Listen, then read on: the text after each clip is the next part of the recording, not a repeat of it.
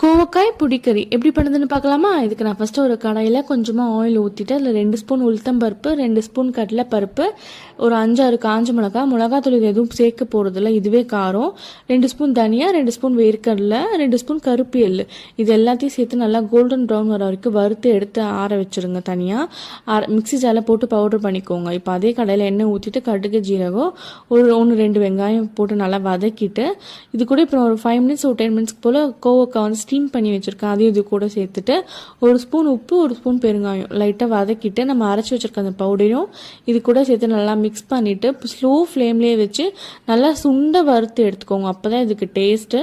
இது தயிர் சாதம், ரச சாதம், மோர் குழம்பு கூடலாம் அவ்வளோ அருமையாக இருக்கும். கண்டிப்பாக ட்ரை பண்ணி பாருங்கள். இப்போ பாருங்கள், இந்த அளவுக்கு நல்லா சுண்டி வந்தக்கப்புறமா நீங்கள் இறக்கிக்கோங்க. இதுதான் உங்களுக்கு சூப்பரான டேஸ்ட்டை. சேவ் பண்ணி ட்ரை பண்ணி பாருங்கள். பாய்.